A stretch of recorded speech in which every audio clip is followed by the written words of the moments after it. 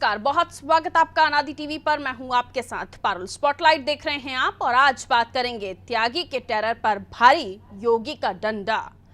नोएडा की grand Omaxe society में महिला से गाली गलौज करने वाला कथित नेता श्रीकांत त्यागी, आखिरकार पुलिस ने उसे गिरफ्तार कर ही लिया। 25,000 रुपए का इनामी श्रीकांत त्यागी उसके 3 साथियों के साथ पुलिस की गिरफ्त में।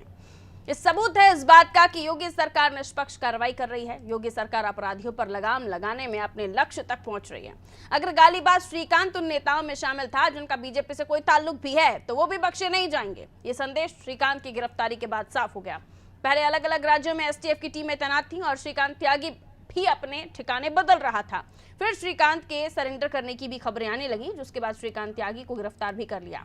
मामले में न केवल पुलिस को कामयाबी मिली, बल्कि विपक्ष भी हमलावर था। लगातार विपक्ष की ओर से टिप्पणियां हो रही थी कि सरकार के संरक्षण में त्यागी बैठा हुआ है। गिरफ्तारी के बाद पुलिस महकमे ने राहत की सांस ली, लेकिन अब कानूनी कार्रवाई के रास्ते त्यागी के लिए खुले हुए हैं। यानी वो कोर्ट में जा सकते हैं, अपनी तरफ से जो भी वो दलीलें उनकी तरफ से पेश की जाएंगी वो अपनी जगह हैं। लेकिन फिलहाल तो कार्रवाई हुई है, बुलडोजर भी चला है और सबको ये मैसेज, संदेश गया है कि कोई भी हो, अगर गुनहगार है, अगर अपराधी है, तो कार्रवाई होगी। आज इसी पर हम चर्चा करने वाले हैं। इस पर पॉलिटिकल रिएक्शन किस तरह से आए हैं, ब्रजेश पाठक साहब ने क्या कहा है, अखिलेश जी ने क्या कहा है, और उसके अलावा कांग्रेस का क्या कहना है, आपको सुनवाते हैं। नोएडा की घटना को लेकर जिस तरीके से अपराधी को पकड़ा गया है, 3 दिन पुलिस क्या कर रही थी? 3 दिन लगे सरकार को पकड़ने में। और सवाल उठता है, एक साधारण आदमी को 5-5 गनर किसने दिलवाए? कौन अधिकारी है? जिम्मेदारी किसकी है और जवाबदेही किसकी है? योगी सरकार बताएगी क्या उन अधिकारियों पर कार्रवाई होगी जिन्होंने शरण दे रखी थी, जिन्होंने सुरक्षा दिलाई थी? सरकार बताए। 3 दिन लग गए एक साधारण जो अपराधी है व्यक्ति को पकड़ने के लिए। साधारण मामलों में सरकार क्या करेगी? अजीब इत्तेफाक है।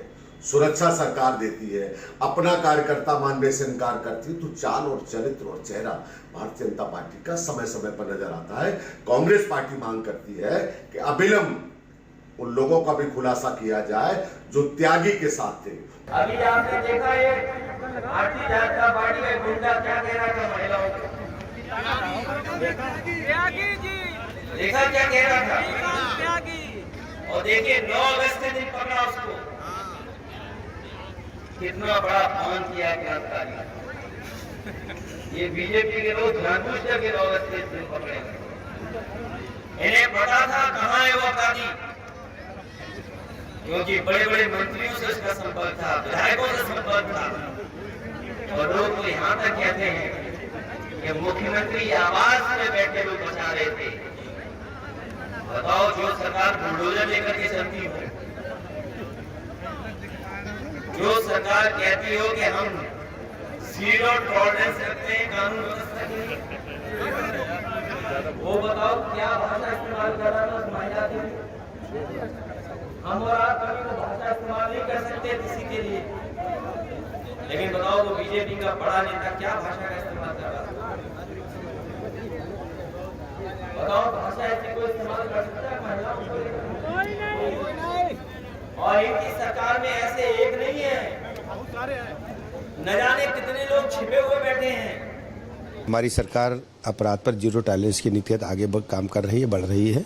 किसी भी अपराधी को हम बख्शेंगे नहीं, कड़ी कार्रवाई करेंगे। ऐसा सुनिश्चित करने के निर्देश माननीय मुख्यमंत्री जी ने दिए हैं। हर स्थिति में हम कानून का राज और मजबूत।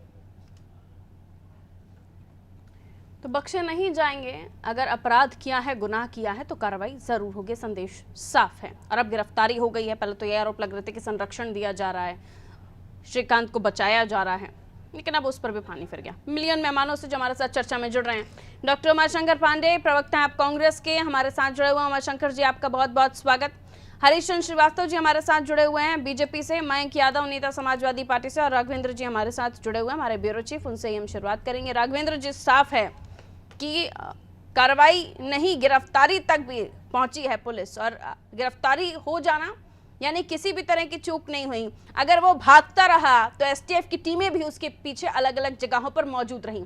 जहां जहां सोर्सेज जो इन्फॉर्मेशन दे रहे थे उसके हिसाब से टीमें पहुंची और आखिरकार गिरफ्तारी हुई। हालांकि ये भी खबरें आ रही थी कि वो सरेंडर कर सकता है, लेकिन अब जब गिरफ्तारी हो गई है तो एक संदेश साफ है कि जीरो टॉलरेंस सिर्फ एक कहावत या एक कोई लफ्ज नहीं है जिसे कह दिया गया है सरकार की वजह से। जीरो टॉलरेंस का मतलब नेता हो, राजनेता हो, श्रीकांत हो, सब पर ये जीरो टॉलरेंस लागू होता। जी देखिए, मैं किसी को सर्टिफिकेट देने का काम तो नहीं करूंगा, लेकिन जिस तरह से श्रीकांत त्यागी के मामले में खबर वायरल होने के बाद जो पुलिस का रोल रहा है वह वाकई में सराहनीय रहा है, क्योंकि पुलिस हो या प्रशासन या जो अधिकारी हो, जिस तरह से उसके घर पर गए, जो ओमैक्स जहां पर वो जिस फ्लैट में वहां पर रहता था, वहां पर उसने जो गलत किया वहां पर उसका सुधार हुआ, बुलडोजर गया, वहां पे तोड़फोड़ हुई, उसके बाद पुलिस ने FIR लॉन्च किया, फिर 25,000 का इनाम रखा, 8 टीमें बनाई गई। हालांकि वो दूसरे जिले में, आप सोचिए, नोएडा से जाकर मेरठ में छुपा था और कहीं अपने किसी जानने वाले के यहाँ बैठा था, लेकिन पुलिस कहीं न कहीं से उनके परिवार में सेंध लगाई हुई थी, पत्नी से पूछताछ की, पत्नी को भी पुलिस ने उठाया था, क्योंकि 1 या 2 बार फोन आया था। पुलिस पूरी तरह से ट्रैक उसको कर रही थी, कहीं न कहीं से सुराग के लिए कड़ी मेहनत कर रही थी और STF भी लगी थी। हालांकि उसको गिरफ्तार किया गया। जहां तक पुलिस ने पूरी उसकी हिस्ट्री निकाली है कि इन 15 सालों में कितने कितने मुकदमे किन किन मामलों में हैं, उसको भी मीडिया में दिया गया, उसको भी हम लोगों ने दिखाया चलाया बढ़ करके। उसके अलावा भंगेल में उसकी कम से कम 30 से 40 दुकानें जो अवैध तरीके से बनी है, उस पर भी ACS ग्रीन ने पूरा उसका विवरण लगाया है। हो सकता है बहुत जल्द उस पर भी बुलडोजर चले। तो हमारा ये मानना है कि जिस तरह से भारत जैसे देश में, जहां पर स्त्री और महिलाओं का सम्मान सर्वोच्च सम्मान है, जहां पे हम महिलाओं को शक्ति मानते हैं, देवी मानते हैं, जिनकी हम पूजा करते हैं, जिनको हम माँ और बहन के जैसा सम्मान देते हैं, ऐसे अगर महिला पर जो भी पुरुष, जो भी व्यक्ति खुलेआम सार्वजनिक अगर उनका उपहास करता है, उनके साथ गलत करता है या उनका मजाक उड़ाता है, ऐसे लोगों पर कड़ी से कड़ी कार्रवाई होनी चाहिए। और मैं तो ये भी कहूंगा कि कुछ दिनों के लिए इसका बिल नहीं हो तो ठीक है, ये अभी जेल में रहे, जेल का आनंद ले, जेल का देखे थोड़ा व्यवस्था क्या है, क्योंकि ये शॉर्टकट में यकीन करते हैं। त्यागी जी के बारे में मैंने पढ़ा, इधर उधर दिमाग लगा के शॉर्टकट में उल्टा सीधा काम करके आगे बढ़ना है। तो आगे बढ़ने वालों के लिए इस तरह की जगह होनी चाहिए जहां पे कुछ दिन थोड़ा रिलैक्स महसूस करें, आराम करें। जी बारू बिल्कुल, हमारे साथ बाकी मेहमान भी जुड़ गए हैं। ऋषभ श्रीवास्तव जी हमारे साथ जुड़ गए, मयंक यादव जी भी हमारे साथ जुड़े हुए हैं। मयंक यादव जी, जब गिरफ्तारी नहीं हो रही थी तो संरक्षण दे रहे हैं, बचा रहे हैं, ये तो सिर्फ दिखावा है, इस तरह के आरोप लग रहे थे। अब गिरफ्तारी हुई, आप मानते हैं कि ऐसे तत्व जो समाज में बैठे हुए हैं, जो महिलाओं को किस तरह से उनकी रिस्पेक्ट को तार तार करते हैं, किस तरह से उनका व्यवहार होता है, उनको भी सबक मिलेगा। और ना केवल उनको जो ये सोचकर इस समाज में, इस सोसाइटी में बचे हुए हैं या यूपी में रह रहे हैं कि क्योंकि उनके ताल्लुक कहीं तक हैं और वो बच जाएंगे, वो क्योंकि भारतीय जनता पार्टी के किसी नेता के साथ उनके फ़ोटो हैं, वो कहीं ना कहीं बच जाएंगे, क्योंकि बीजेपी को बचाना पड़ेगा, दूसरे लोगों को पता चला या दूसरे दलों को पता चला तो वो इस तरह से टारगेट करते हैं कि आपका ही तो नेता था। आपको लगता है कि ऐसे लोगों पर कम से कम लगाम कसेगी इस मामले के बाद? सर, ऐसा कुछ नहीं होगा। और समाज को कोई ऐसा समाज को तो मैसेज मिलेगा, समाज को तो मैसेज मिल चुका है कि ऐसे असामाजिक तत्वों से दूरी बनाकर रखनी है। लेकिन बात जहां शासन और प्रशासन की आती है तो कार्रवाई के नाम पर सिर्फ ना नुकुर हुई है। अभी जानकारी राघवेंद्र जी बता रहे थे कि उसके यहाँ बुलडोजर चल गया। बुलडोजर भाई साहब, उससे एक टीम आगे लगी हुई, तो टीम गिरा दी गई। वो हो गया कि बुलडोजर चल गया, उनकी प्रॉपर्टी तहस नहस कर दी गई। वो जो 8 लाख रुपए किराया जहां से आ रहा है उसका, जिस किराए के दम पर वो इतना ज्यादा महिलाओं से बदतमीजी कर रहा है, वो कब गिरेगा उसके लिए कोई जानकारी किसी के पास नहीं है। दूसरी चीज, जो पुलिस की बात है, पुलिस की राघवेंद्र जी भी बड़ी तारीफ कर रहे थे और पुलिस की तारीफ कर देनी चाहिए कभी कभार, लेकिन इस मामले में पुलिस ने कोई ऐसा काम नहीं किया है कि उसकी तारीफ की जाए, क्योंकि पुलिस ने रिमांड नहीं मांगी है। जानकारी कर लीजिएगा, पुलिस ने त्यागी की रिमांड नहीं मांगी है, उसकी तुड़ाई करने की कोई रिमांड नहीं मांगी है। और पिछले 4 दिन से उत्तर प्रदेश में घूम रहा है योगी जी की पुलिस, जो असलाह लेकर घूमती है एनकाउंटर करने के लिए, उसकी गाड़ी क्यों नहीं पलटी? उसकी गाड़ी पलटनी चाहिए थी। एनकाउंटर क्यों नहीं हुआ? दोनों तरफ से फायरिंग क्यों नहीं हुई? जबकि त्यागी एक बड़ा गुंडा है, चर्चित गुंडा है, उसके ऊपर 307, 308 के कई मुकदमे पहले से लगे और 2020 में भी आप ही के द्वारा जानकारी प्राप्त हुई। उसके बाद 2020 में भी एक मुकदमा 307 का दर्ज हुआ, 2008 में 308 का मुकदमा दर्ज हुआ था। और फिर उसके बाद में भारतीय जनता पार्टी के उन 40 महिला सांसदों के एक भी बयान नहीं आए। 40 महिला सांसद हैं, 11 केंद्रीय मंत्री हैं और जो महिला आयोग की अध्यक्षा है वो कोई अन्य दल का नेता होता है। अगर कोई भी चीज आती है वो फर्जी एक माहौल बनाने आ जाती है कि ये महिला के पक्ष में, ये विरोध में ये बयान दे रहे हैं, वो बयान दे रहे हैं, जबकि उन बयानों में कुछ नहीं होता है। वो सिर्फ और सिर्फ महिला आयोग जिंदा है वो बताने के लिए आती है। अब उनके मुंह में कहाँ दही जम गया है? वो महिला आयोग की अध्यक्षा कहाँ है? वो भाई कहाँ पे है? वो उत्तर प्रदेश से भी कई महिला विधायक जीती हैं, 5 महिला मंत्री हैं, वो लोग कहा क्या सबके मुंह में दही जम गया? देखिए पारुल जी, समाज को तो मैसेज मिला है लेकिन गुंडों को कोई मैसेज नहीं मिला और कहीं ना कहीं गुंडों को आज से थोड़ा सा एक रिलीफ मिला होगा उनको। यार हम तो कुछ भी कर देंगे, सरकार में मंत्री जिसे विधायक जो सिस्टम है अपना, तो सिस्टम से मामला, ये सारा मामला सिस्टम का है। जिस समय त्यागी की गिरफ्तारी हुई, तो पुलिस सिस्टम कमिश्नर का महोदय मामला है कॉन्फ्रेंस जी। वैसे तो मेरी आदत नहीं है, मैं टोकती नहीं हूँ पहले क्वेश्चन में, लेकिन इस वक्त आपने जो कहा, क्योंकि मेरे सवाल को ही मैंने इसी तरह से आपसे पूछा था कि अगर सिस्टम में बैठे हुए लोगों से भी अगर किसी तरह का आपका रिलेशन है, रिश्ता है, फोटो वाला रिश्ता है, तो वो भी काम नहीं आएगा अगर आपने किसी तरह का गुनाह या अपराध किया है। श्रीकांत को लेकर भी तो आप लोगों ने यही कुछ कहा था ना? काम आ गया कि जो भारतीय जनता पार्टी के लोगों से संबंध है वो काम आ गए। नहीं, तब क्या अगर उसकी गिरफ्तारी हो गई, वो कोर्ट में उसको लेकर गए हैं और उसके बाद आगे भी कोर्ट में मामला, क्योंकि अब इस तरह से बड़ा हो गया है तो जाहिर सी बात है इतनी आसानी से खत्म भी नहीं होगा। तब आप क्या चाहते हैं? श्रीकांत त्यागी को फांसी होनी चाहिए क्या? पारुल, उसकी रिमांड पुलिस ने नहीं मांगी, पुलिस ने उसकी रिमांड नहीं मांगी, ये जानकारी आप कर लीजिए, ठीक है। और 4 दिन से वो उत्तर प्रदेश में घूम रहा है, दामाद बनकर उत्तर प्रदेश में घूम रहा है। योगी जी कहते हैं कि हम तो बस तुरंत गोली मार देते। 4 दिन तक उनकी पुलिस क्या कर रही थी? हाईटेक पुलिस उनकी। तो ये भी चलिए ठीक है श्रीवास्तव जी, इसका जवाब दीजिए। वो यूपी में ही था, ये सपा को पता था, मयंक जी को पता था, लेकिन आपकी पुलिस को नहीं पता, आपकी एसटीएफ को नहीं पता, प्रशासन को कुछ भी नहीं पता, और आप हरिद्वार ऋषिकेश में ढूंढते रहे साहब, और गिरफ्तारी आप लोगों ने मेरठ से कर ली। मयंक जी का साथी कोई उनको संरक्षण दे रहा होगा तो पुलिस को नहीं पता हुआ होगा। मयंक जी कह रहे हैं कि उत्तर प्रदेश में घूम रहा था 4 दिन से, उनको जानकारी थी, तो एक जिम्मेदार नागरिक होने के नाते वो हल्ला तो इतना मचा रही थी उनकी पार्टी, लेकिन अगर वो उनको जानकारी थी तो पुलिस उनको करनी चाहिए जिम्मेदार राजनीतिक दल होने के नाते। लेकिन समाजवादी पार्टी तो अपराधियों का ही संरक्षण करती रही। मैं मयंक जी को इस बात की याद दिलाऊंगा, इसके बाद अखिलेश यादव जी उत्तर प्रदेश के मुख्यमंत्री थे और विधानसभा से 500 सीटें की जीत से समाजवादी पार्टी के एक को 8 के और इतिहास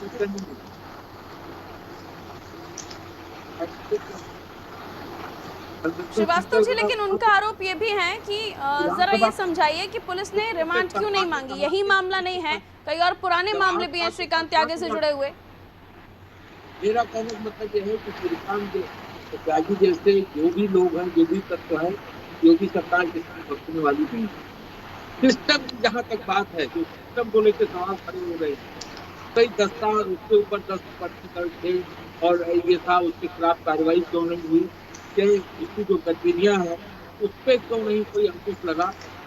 तो ये बात अवश्य है कि विद इन द सिस्टम, कई बार इसको कैदियों पे बोल भी चुका हूँ और आज भी आपके चैनल के माध्यम से पूछता हूँ कि पुलिस के आला अधिकारियों को, पुलिस के विभिन्न जो पुलिस प्रशासन है, कहीं कहीं डिस्ट्रिक्ट जो पुलिस प्रशासन है, जो थाने है, कहीं न कहीं उनकी जो वर्किंग है उसके ऊपर उसको करने की जरूर आवश्यकता है और उसकी समीक्षा होनी चाहिए कि आखिर इस तरह के तत्वों को कैसे मिल जाती है, क्या इस तरह के तत्वों को कैसे सुरक्षा और बहुत सारी चीजें कैसे मुहैया हो गई, ये बातें जरूर एडमिनिस्ट्रेशन के लोगों की जिम्मेदारी बनती है कि वो उन चीजों पे कहाँ क्या नैतिकी है, ठीक कहाँ है क्या श्रीवास्तव जी, आ रही हूँ मैं आपके पास।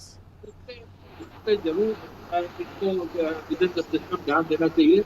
और जहाँ तक ये सरकार की बात है, जो भी इसके जिम्मेदार होंगे, जो जांच में जो भी सामने आएगा उसके खिलाफ कार्रवाई करने में जरा सी भी संकोच है योगी सरकार को नहीं होगी, क्योंकि योगी सरकार का कमिटमेंट अपराध को जीरो टॉलरेंस की नीति है। उमाशंकर जी, कांग्रेस का क्या सोचना है इस पर, जिस तरह की कार्रवाई हो रही है, कार्रवाई को लेकर किसी तरह का संदेह आपको? क्योंकि पहले संरक्षण के भी आरोप लगाए जा रहे थे, ये कहा जा रहा था बीजेपी बचा रही है, लेकिन अब बुलडोजर भी चला है, गिरफ्तारी भी हुई है, लेकिन सपा का जो कहना है कि किसी तरह की रिमांड पुलिस ने नहीं मांगी है। आपका क्या कहना है इस पर? देखिए, आपने कहा क्या त्यागी को फांसी दे दे। मैं आपसे पूछना चाहता हूँ, मेरी आवाज आ रही है ना पारुल जी? बिल्कुल सर, कहिए। हाँ, मैं आपसे पूछना चाहता हूँ कि क्या जिसको फांसी देनी चाहिए थी उसको भाजपा ने फांसी दिलवा दी? किसकी तरफ वो इशारा जो है?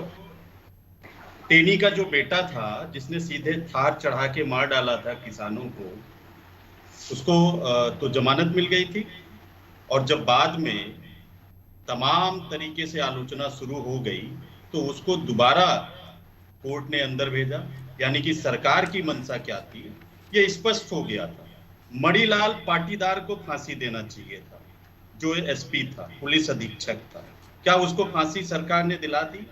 क्या उसकी गिरफ्तारी सरकार ने करा दी? 2 लाख का इनाम था उस पर। कौन संरक्षण दे रहा है? और पारुल जी देखिए, ये केस इतना आसान नहीं, ये भारतीय जनता पार्टी के चेहरे को बेनकाब करने वाला मामला है। आप समझिए इस बात को। 2019 में उसी सोसाइटी के लोगों ने उसी सांसद महेश शर्मा को जाके इसकी पूरी दास्तान बताई थी, और तब महेश शर्मा ने तब भी कहा था कि कार्रवाई होगी। अगर उस समय कार्रवाई हो गई होती तो आज ये स्थिति नहीं आती। चलिए, 19 में गड़बड़ हो गया, 2020 में इसने क्या किया था आपको पता होगा। लखनऊ में एक लड़की के साथ ये यहाँ पे पकड़ा गया था किराए के फ्लैट में। इनकी पत्नी और इनके बच्चे स्वयं आके रंगे हाथों इसको पकड़ा था, और तब गोमती नगर थाने में FIR दर्ज कराई गई थी दोनों तरफ से। तब भारतीय जनता पार्टी के लोगों ने ही जाके बचाया था। वो कौन थे भारतीय जनता पार्टी के नेता? क्या उनका चेहरा बेनकाब हो गया? और आपने कहा बुलडोजर चल गया, आप जरा विजुअल दिखाइए पारुल जी। वो विजुअल हम भी चाहते हैं कि एक बार आपके दर्शक देखें। जो अवैध निर्माण था सर, उससे तोड़ा गया। अवैध निर्माण की बात हो रही थी। सुन लीजिए पारुल जी। वो टीन सेट गिरा दिए गए, कुछ ग्रीनरी गिरा दिए गए, और फिर बुलडोजर का डीजल खत्म हो गया, किनारे खड़ा हो गया और हथौड़े से तोड़ रहे थे। वो विजुअल दिखाइए ना लोगों को। और बताया तो जा रहा था कि देखें, आपने भी देखे, हमने भी देखे, और डिस्क्राइब भी कर देंगे। तो बुलडोजर का डीजल पहली बार खत्म हुआ है। जब भारतीय जनता पार्टी के लोगों पर कार्रवाई करने की बात आती है तो बुलडोजर का डीजल खत्म हो जाता है, बुलडोजर किनारे खड़ा हो जाता है। हथौड़े से विजुअल बनाए जाते हैं पत्रकारों के सामने, और वो चलाया जाता है और कहा जाता है बाबा का बुलडोजर चल गया। क्या टीन सेट गिराने गए थे? कुछ ग्रीनरी जो काम खुरपे और फावड़े से हो सकता था, वहां बुलडोजर की फिर जरूरत क्या थी जब टीन सेट और ग्रीनरी ही गिराने थे? एक बात। दूसरी बात, इतने उसके पास अवैध है, पूरा का पूरा मार्केट है, वहां बुलडोजर क्यों नहीं गया? और क्या ये पता लगाया जाएगा कि उसके पास 5 गनर किसके कहने पर थे? क्या इस बात का पता लगवाया जाएगा कि जेपी नड्डा से लेके भारतीय जनता पार्टी के जितने बड़े बड़े नेता हैं सबके साथ उसकी बड़ी इंटीमेसी वाली फोटोज हैं। योगी जी के साथ कई फोटोज ऐसी हैं जहां वो बिल्कुल अकेला है, मंच पे बिल्कुल बड़े नेताओं की तरह हाथ हिलाते हुए, हाथ खड़ा किए हुए, बिल्कुल सेकंड अमित शाह बना हुआ वो व्यक्ति। वो कौन लोग थे उसके पीछे? उनके चेहरे कब बेनकाब होंगे? ठीक है, आइए श्रीवास्तव जी, जवाब दीजिए इन बातों का, उसके बाद मैं राघवेंद्र जी के पास जाऊंगा। पारुल जी, मैं लास्ट बात कह दूं। देखिए, मैं क्यों कह रहा था कि ये सब भाजपा के चेहरे को बेनकाब करने वाला है। पहला, ये कह रहे थे सारे भूमाफिया गायब हो गए, एंटी भूमि स्क्वाड इन्होंने चलाया था, एंटी भूमाफिया स्क्वाड। इसने इतनी जमीनों पर कब्जा करके ये बैठा था, यहां तक कि सोसाइटी का जमीन समय कब्जा है कर हमारे लिया पास था। सर, मैं लौटूंगी आपके पास। श्रीवास्तव जी जवाब दीजिए इन बातों पर। आ रही हूँ सर, टाइम है अभी हमारे पास। श्रीवास्तव जी। अरुण जी, सरकार के पास जब कोई विषय आता है तब सरकार उस पर एक्शन करती है। सरकार सर्वज्ञ नहीं होती कि कहां किसने अवैध कब्जा कर रखा है, कहां ये लोकल लोग, स्थानीय लोग या सरकारी वहां के स्थानीय प्रशासन के लोग जब इस विषय को सरकार के संज्ञान में लाते हैं तब त्वरित उस पर कार्रवाई होती है। जब ये विषय आया, जब ये ओमेक्स सोसाइटी का और उसका जो जिस तरह से उसने निर्माण किया था वो सामने आया, तो सरकार की बुलडोजर की कार्रवाई हुई। भंगेल की जो बात आ रही है, 3 साल लग गए हरीश जी, पांडे जी, 3 साल सुन लीजिए। 3 साल त्वरित का मतलब 3 साल होता है। त्वरित का मतलब 3 साल नहीं होता। अभी जब ये तो जब महेश शर्मा को 19 में कहा था तो कार्रवाई क्यों नहीं हुई? फिर 20 में कार्रवाई क्यों नहीं हुई? फिर जब पूरा सोशल मीडिया पे वायरल हो गया तब कार्रवाई क्यों हुई? मैं ये बात कह सकता हूं कि जब भी स्थानीय प्रशासन द्वारा या स्थानीय लोगों द्वारा इस तरह की कंप्लेंट्स आती हैं, इस तरह का विषय सरकार के संज्ञान में लाया जाता है, तो सरकार उस पर तुरंत एक्शन करती है। जहां तक भंगेल का मामला है, जहां आप बता रहे हैं कि बुलडोजर नहीं चला, वहां भी सरकार ने उसकी पूरे तथ्यात्मक वस्तुस्थिति मंगाई है। अगर वो अवैध निर्माण है तो बुलडोजर किसी योगी बाबा बुलडोजर किसी बख्शने वाला नहीं है। तो योगी बाबा योगी बाबा छिलेगी कि दीवार गिराएगी? कानून नहीं है, वो सबके साथ एक जैसा है। कांग्रेस की तुष्टीकरण नीति जैसा नहीं है, वो सबके साथ सबके विकास वाला बुलडोजर है। और जो भी कानून को अपने हाथ में लेगा या जो भी आपराधिक गतिविधि में कोई अपराध को अंजाम देगा या अवैध कब्जा या अवैध निर्माण करेगा, उसके ऊपर ये बुलडोजर योगी बाबा का चलता है।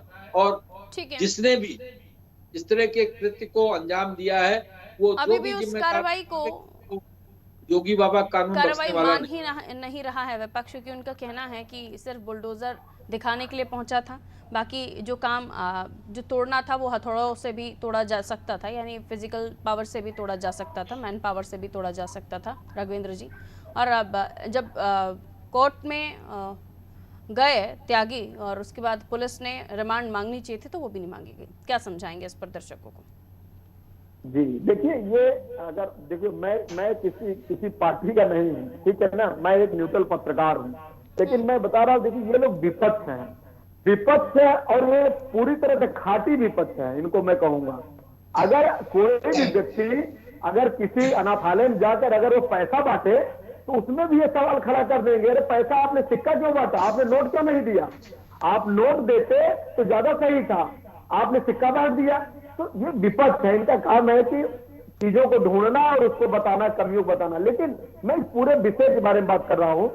जिस तरह से श्रीकांत त्यागी का मामला वायरल हुआ, हम लोगों तक पहुंचा और हमने देखा कि उसके बाद वाकई में वहां के स्थानीय प्रशासन सक्रिय हुआ, पुलिस सक्रिय हुई, FIR हुई, जांच दल बैठाया गया, उसको गिरफ्तार किया गया, इनाम रखा गया, उसके ऊपर थोड़ी बहुत जैसा आपने कहा कि बुलडोजर की कार्रवाई हुई और भी चीजें उसकी डिटेल मंगाई जा रही है। मतलब मुझे नहीं लग रहा है कि सरकार या पुलिस प्रशासन की मंशा में कोई कमी है या उसको कोई पनाह दे रहा है या उसके कोई बैकग्राउंड में खड़ा है, मुझे ऐसा नहीं दिख रहा है। हाँ, अगर इन लोगों के पास अगर कोई तीसरी दृष्टि है उसके नाते, विपक्ष के नाते, तो जरूर ये लोग स्वतंत्र है, ये लोग अपनी टिप्पणी कर सकते हैं। जैसा मैंने कहा कि भाई ये लोग सवाल खड़ा करना इनका अधिकार है, खड़ा कर देंगे, क्योंकि सवाल के बहुत रंग होते हैं। तो ठीक है, 30 सेकंड मयंक जी को दे देते हैं और फिर उसके बाद मुझे इजाजत लेनी होगी, समय कम है। मयंक जी 30 सेकंड में कंप्लीट कर लीजिए।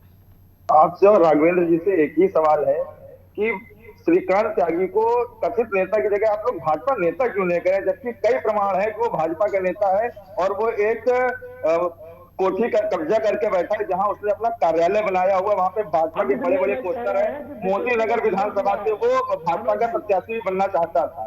आप लोग अभी उसको कथित नेता कह रहे हैं, भाजपा नेता कहने में क्यों डर रहे हैं? या आपके कार्यालय पर बुलडोजर चल जाएगा? बस इतना सवाल।